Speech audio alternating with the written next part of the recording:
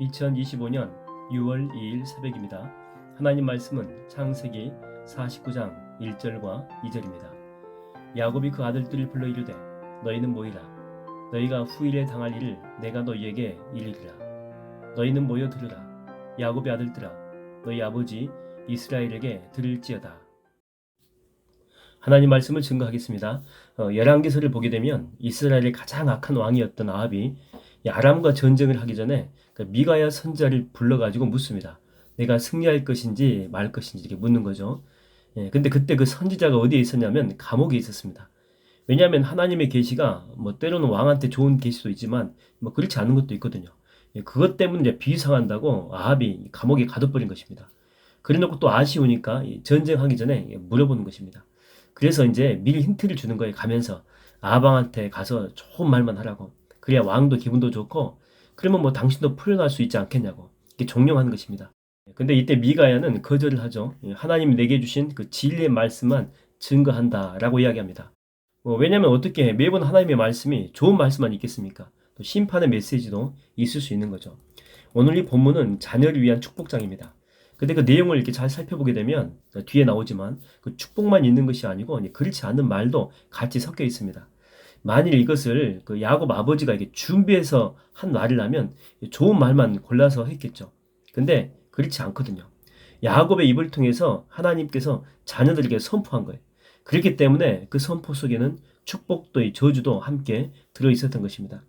여러분 하나님의 말씀에 대해서 가장 잘 말하는 성경 구절이 뭐냐면 디모데후서 3장 16절이죠. 이걸 현대의 성경으로 풀어서 이야기하게 되면 성경은 전부가 하나님의 계시로 이루어진 책으로서 진리를 가르치고 또 잘못을 책망하고 허물을 고쳐주고 올바르게 사는 훈련을 시키는데 유익한 말씀 책입니다. 이렇게 나옵니다.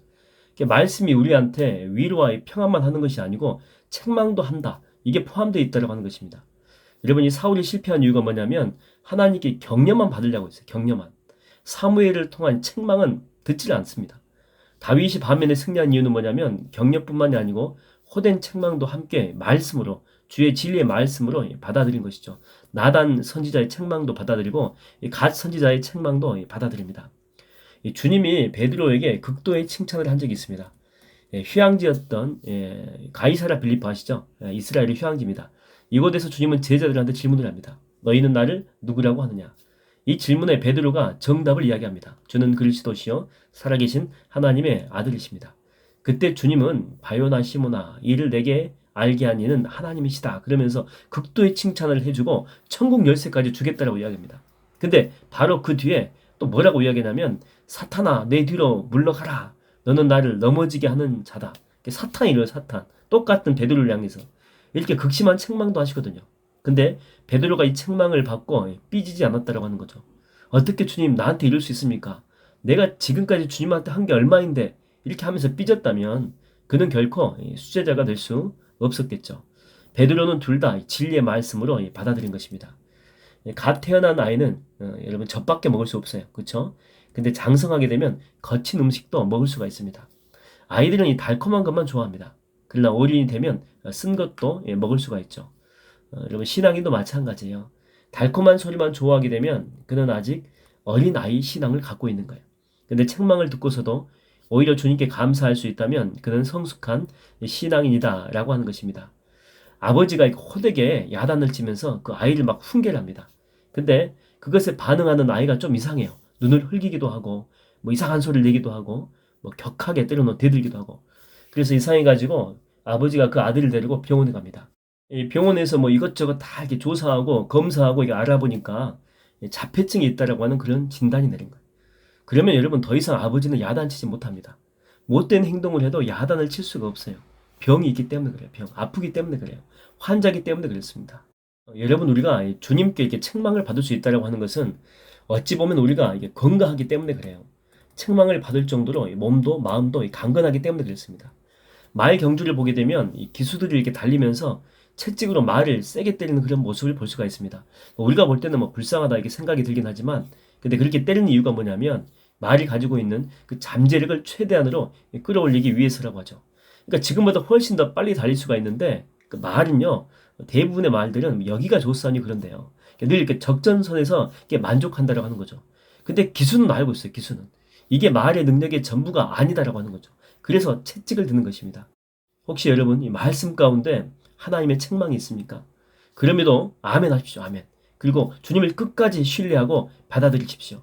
그 책망은 여러분 자신도 알지 못했던 여러분의 영적인 잠재력을 끌어올려서 여러분의 인생을 더욱더 복되게 또한 든든히 세워갈 줄로 믿습니다.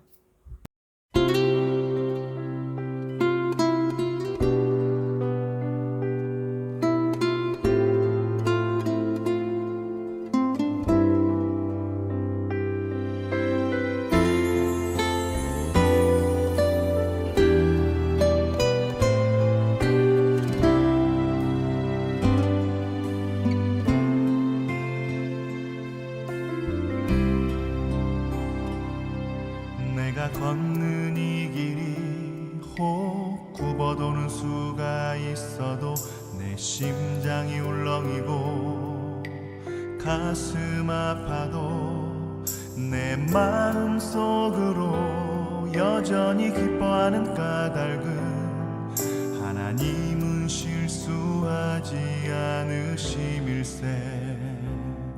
내가 세운 계획이 혹 빗나갈지 모르며 나의 희망 덧없이 쓰러질 수 있지만 나 여전히 인도하시는 주님을 신뢰하는 까닭은 주께서 내가 가야 할 길을 잘 아심일세.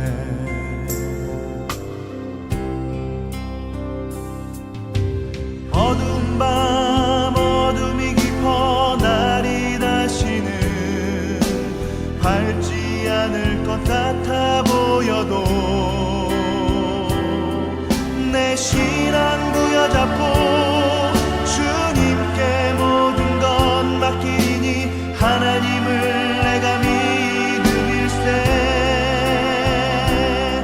지금은 내가 볼 수 없는 건 너무 많아서 너무 멀리 가물가물 어른거려도 분명히 오라 나 두려워 아니하리. 만사를 주님께 내어 맡기리. 차츰차츰 안개는 거치고 하나님 지으신 빛이 뚜렷이 보이리라. 가는 길이 온통 어둡게만 보여도 하나님은 실수하지 않으신다네.